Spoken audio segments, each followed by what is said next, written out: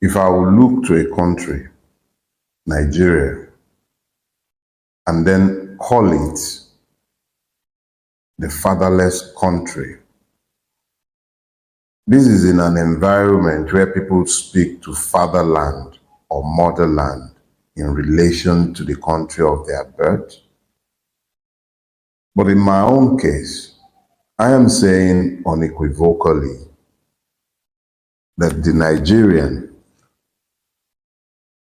is fatherless because the country itself is fatherless. But for you to understand whether Nigeria has a father or not, in the true sense of the word, father, we must begin to ask ourselves, who is a father? Now, it is critical that we understand that a father may be biological, and it may be spiritual. But since this is not exactly your church where somebody is throwing demand for faith at you, since this is essentially a classroom where we must necessarily deal with empirical facts,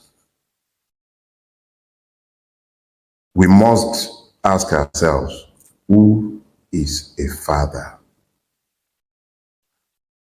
Okay, so if you must go to the dictionary, it will probably tell you that a father is a male parent, yeah, who contributes to the conception of a child, or who helped to raise a child, often providing protection, support, and guidance. That is a father. These are the principal functions of a father, whether biological or not. So when you speak to the father of nations, of countries, you are essentially talking about those who had provided protection, who had provided support, who had provided guidance to the idea, because every nation or country is an idea focused on ideals, or that is what they should be. And when you're speaking to these kind of persons, you're talking about Mohandas Karamchand Gandhi.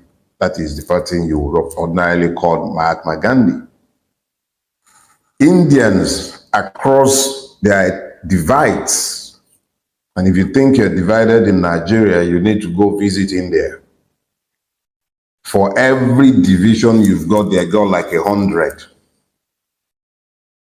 And these persons, Mahatma Gandhi, rose above all of that to cement a disparate people because of a vision that transcended ethnicity, religion, and the multiple divides of that country. The people of South Africa, across the Russia divide, see him, Nelson Mandela, as the father of their country. If that country would ever be battered in equality, it will be because they have shared parentage, traceable to one person or the other, who provides common fatherhood to the multiple points of division within the country. Americans will speak about Thomas Jefferson. Every nation looks to its fathers. Ghanaians will talk about Kwame Nkrumah. The Turks will talk about Ataturk. Who do we speak about when we talk about Nigerian fathers? What kind of father is Nigeria? Look, my people, the Yorubas, have a proverb. They say, Àgbà kò sí mọ́, ìlú bàjẹ́, baálé ilé kú, ilé dahoro. Let me explain that to you. Àgbà ò sí mọ́, for the absence of elders. Ìlú bàjẹ́, a nation is ruined. Baálé ilé kú, the head of the family dies, ilé dahoro, and the homestead is deserted. In the first place, let us be clear. When the Yoruba speak to the absence or paucity of elders, which may be equated with fathers in this situation, it is not speaking to their absence or the fact that they don't have people old enough to be fathers. No. What it is actually saying or speaking to is the absence of wise elders, responsible fathers, those who can provide the necessary provision as fathers, those who can protect the homestead, those who can discipline because they themselves are disciplined and temperate, those who can be role models to their children, those who can be teachers, visionaries.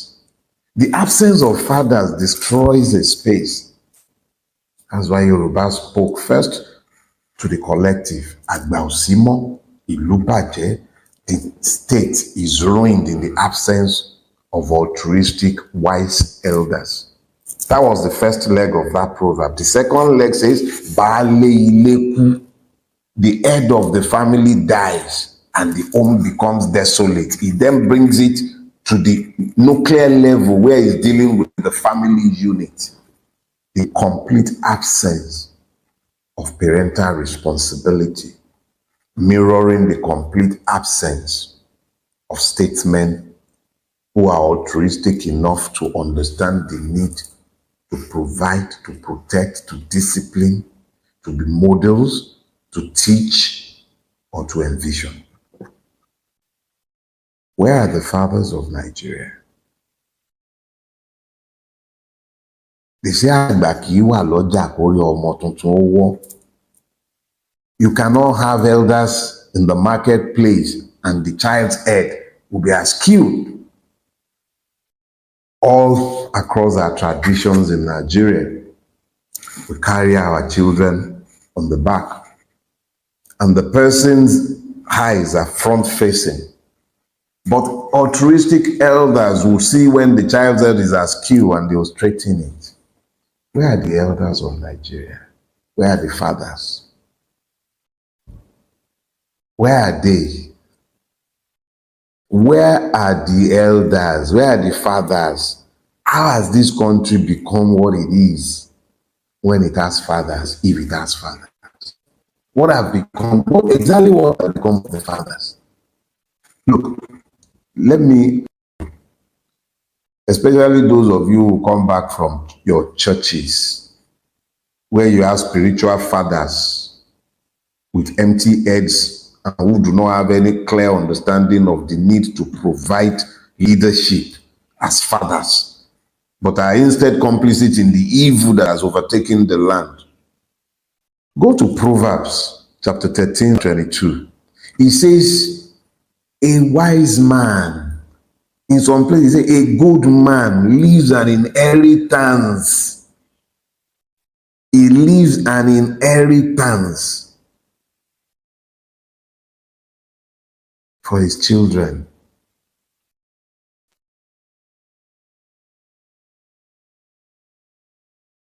Woman stores it up. Righteous.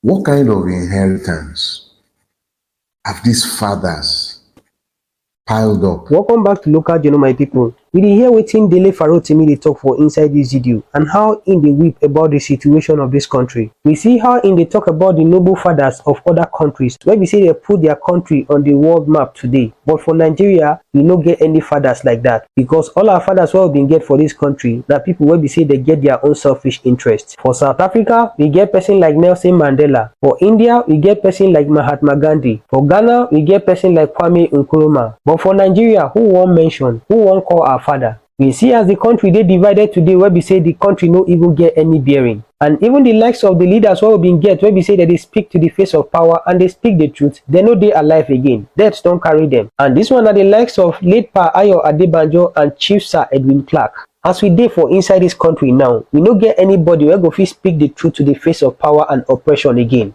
Everybody dey fear for their life, and nobody wan take this messiahship position to liberate Nigeria from the shackles of these people wey dey hold Nigeria to bondage. He talk about how the past president fumble, where we say they no even get any moral right to criticize anybody for inside this country again. Aside the former president, Goodluck Ebele Jonathan, where he single out say na only him fit get mouth to talk about anything wey dey happen for inside Nigeria's political space, he talk say the rest no get any mouth at all. He talk about how these people don destroy this country and how Nigeria dey bleed seriously now. He talk about the current government and how this current government don bastardize wetin Nigeria stand for. And he talk about if care is not taken and Nigeria no rise to take their country back, the country morals go deplete even more further, and the worst never even happened to Nigeria yet. And we go agree with am say the current situation of Nigeria is nothing to write home about.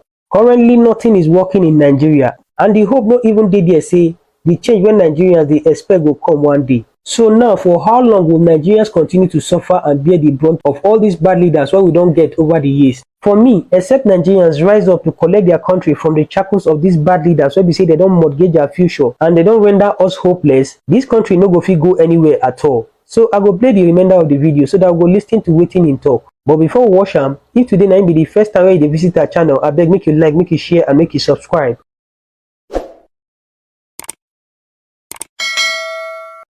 We can only talk in terms of fathers when persons have acted responsibly and have left examples to which they may point and which makes them role models within the society that they have evolved. Where are the fathers of Nigeria? Where are the fathers of the judiciary, as it has become an aberrant child running riot and becoming a danger both to itself and to democracy?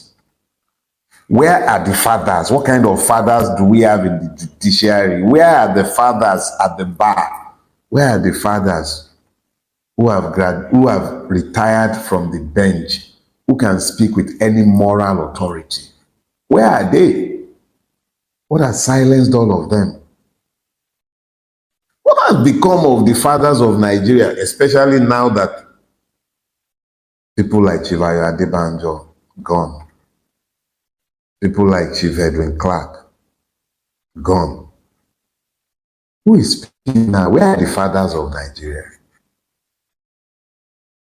Where are the fathers of Nigeria today? Our UNICEF figures, we've got 10.3 million children out of school. And when they say 18.3 million children, let me break it down for you, because sometimes a lot gets lost in data if you don't look for the right things. They're telling us that 10.2 million children of primary school age are not in school. Let's get that clear first. What kind of father? That is the population of entire nations. 10.2 million children who should be in primary schools. They are not in school. I'm not talking about dilapidated schools or not having enough teachers who are qualified to teach anything that is relevant to life in this century, age, and time. I'm saying they are simply not in school. 10.2 million Nigerian children. 8.1 million who should be in junior secondary schools are also not in school. Let me break this down a little for you, because you really need to understand what these figures are saying. It's telling us that children between the ages of 5 and 14 who have not found any space in any school, whether that's Quranic school, whether that's technical education, they simply have no access to any form of education. You've got 18.3 million of these children. It doesn't get any better. 74% of Nigerian children, 74% of Nigerian children, this is inclusive of those who are in some form of school or who might even have primary school certificate. They have no maths or literacy skill. They can't add and they cannot read. 2 plus 2 plus 2 is beyond them. Do you understand? 2 plus 2 plus 2 is beyond them. They can't read. Even if you gave them books, they simply can't read because Nigeria has happened to them even before they are old enough to understand anything. Nigeria happened to them. They are not able to read. 74% of our children. Where are the fathers? The fathers are busy junketing around in private jets. We've never had more in Nigeria than we have today.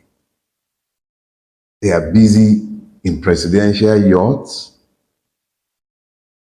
Their governors are riding around in unbelievable luxury, living in gold-plated homes, crapping in gold-plated toilets.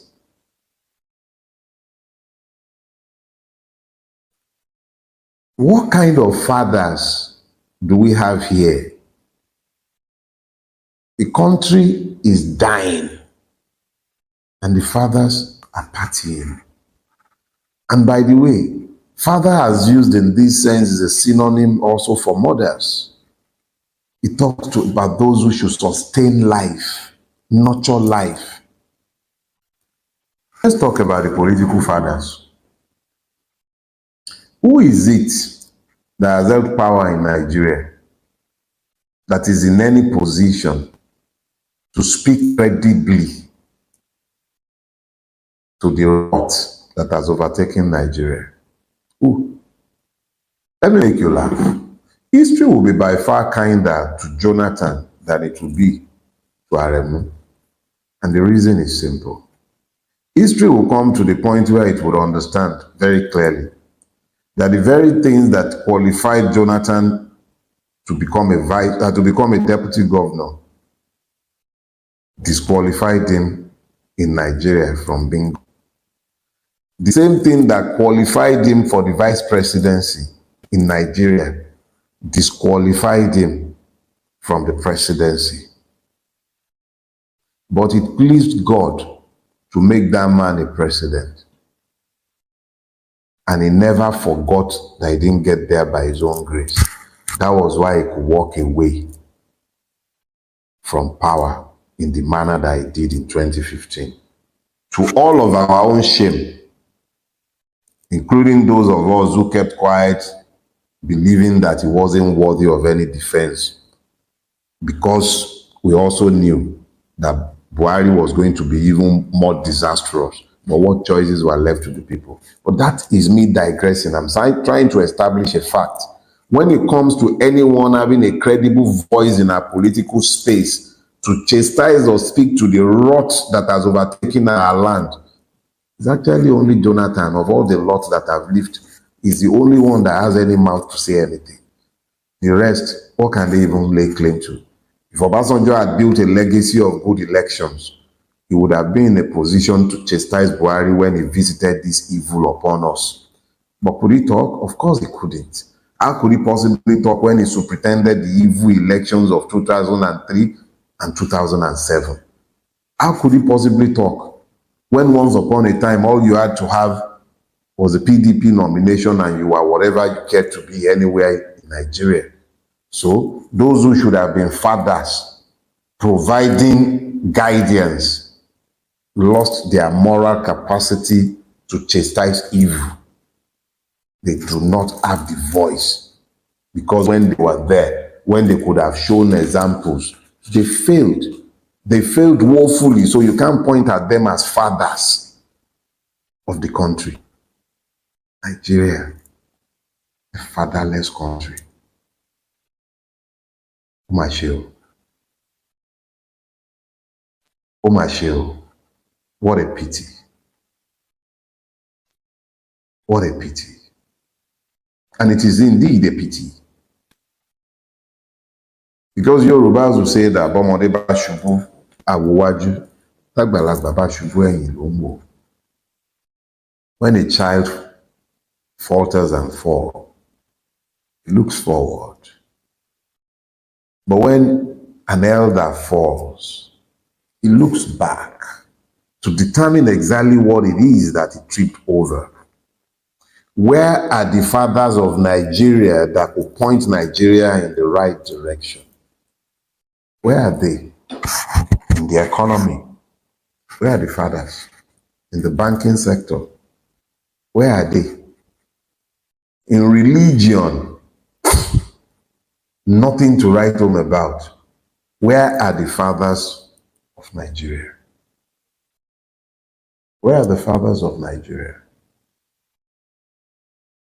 Marshall, what a pity.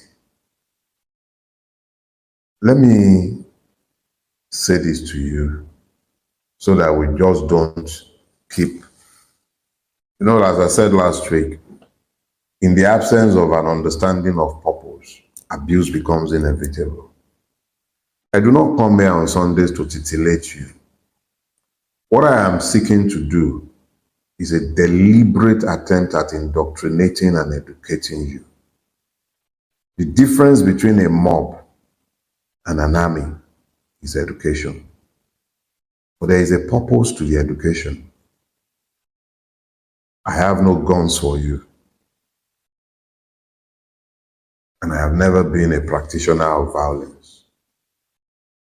But your brains, properly weaponized, is superior to any bazooka or AK-47 or 49. Nigeria says you are citizens. Nigeria also says that we are a democracy. You and I know that these are lies. I am not invested in these lies. We are neither citizens, nor are we in a democracy. If we were citizens, there would not be an Akpabio sat in the National Assembly, talkless of heading it. If you were a democracy, Tinubu will not be sat in Aso Rock today. So we are neither citizens, nor are we living in a democracy. But the Nigerian state is obliged to play this game where it lies that we are a democracy and that we are citizens. And that is the game I want all of us to also play. As citizens, quote and unquote, in a democracy, our votes must count for something. In the coming days, or let me say weeks, but definitely before the end of this month, a private member's bill, a citizen's bill will be forwarded to the National Assembly, dealing specifically with aspects of the Electoral Act that we believe requires urgent reform. I have shared these with you in the past, and they are on 3 planks. 1, the INEC regulation on which Mahmoud swore, but which he ultimately betrayed, automatic transmission from polling unit level to IREV, from the dealers to IREV, must become a demand of law, not left to INEC's discretion.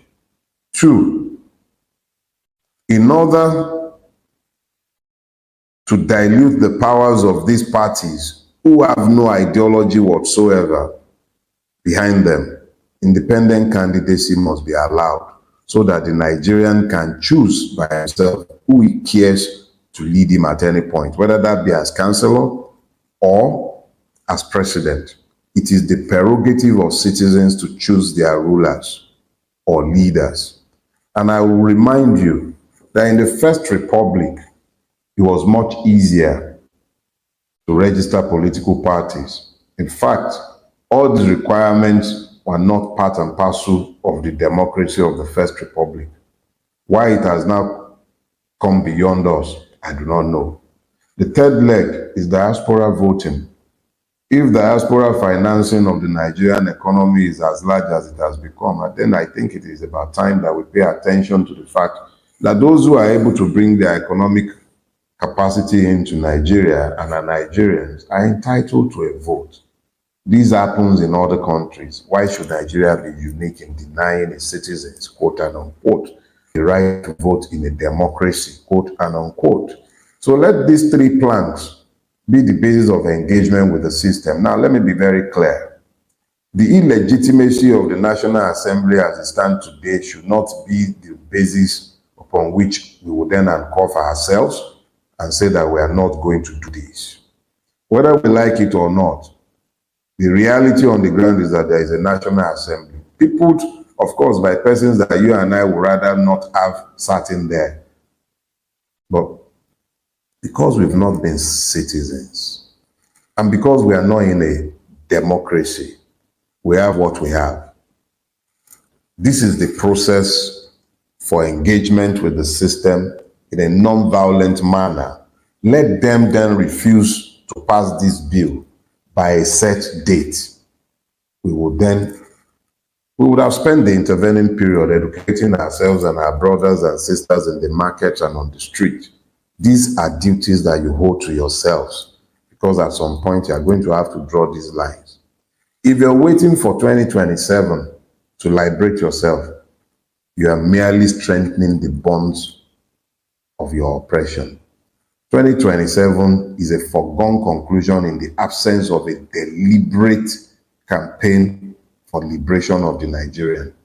Your votes do not count as things stand, and you need to ensure that the judiciary, or rather, let me say it this way, you need to remove Wike's hands from our elections. You got it? Yes, remove his hands from our elections. I don't expect it to be easy. Nah, it won't be.